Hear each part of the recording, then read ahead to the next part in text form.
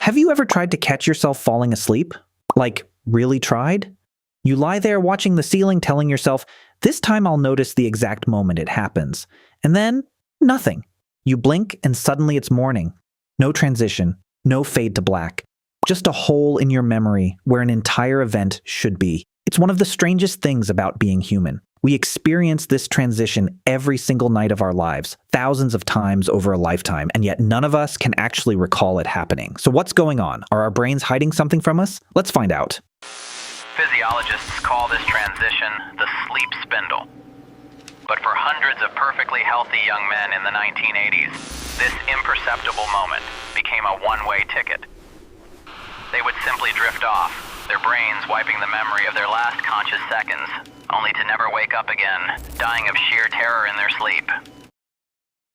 First, let's talk about what falling asleep actually is biologically. It's not like flipping a switch. Your brain doesn't go from on to off in an instant. Instead, it moves through stages, starting with something called N1, or the lightest stage of sleep. This is the drowsy drifting phase where your muscles relax, your breathing slows, and your thoughts start to get strange and disconnected.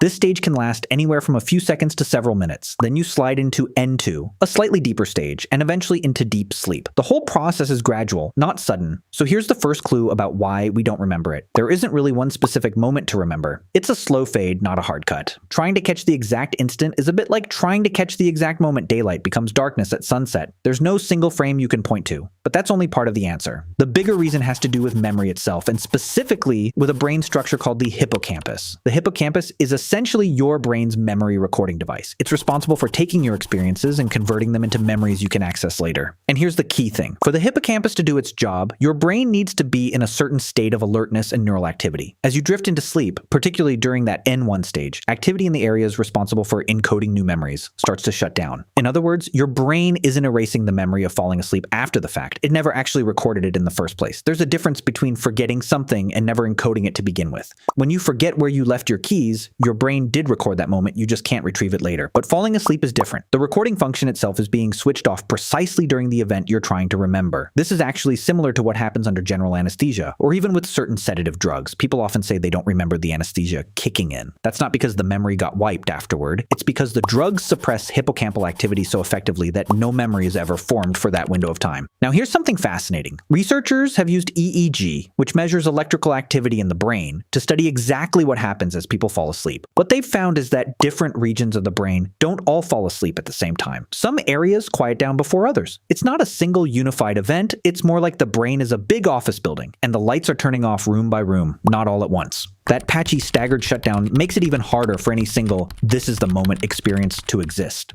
There's also an interesting quirk with dreams. Sometimes people report a strange, brief sensation right as they're drifting off, a falling feeling, a jolt, sometimes even a flash of imagery. This is often linked to something called a hypnic jerk, a sudden muscle twitch that can happen during the transition into sleep. Scientists have proposed a few explanations, including the idea that as your muscles relax, your brain may briefly misinterpret the change as falling, triggering a startle reflex. It's one of the only events during falling asleep that people sometimes do recall, precisely because it involves a brief spike back toward wakefulness, giving the hippocampus a small window to record something. So to summarize, we don't remember falling asleep for two main reasons. First, it's not a sudden discrete event. It's a gradual transition through multiple stages. And second, and more importantly, the very brain systems responsible for creating memories begin powering down before that gradual transition is complete. There's no dramatic erasing happening. There's simply nothing there to remember. It's kind of humbling, honestly. Every night, your consciousness quietly dissolves and your brain doesn't even bother writing it down. And yet somehow you always wake up on the other side. If you found this interesting, let me know in the comments if you've ever caught yourself right at that edge of sleep. And subscribe if you want more videos exploring the strange, everyday mysteries of the human brain.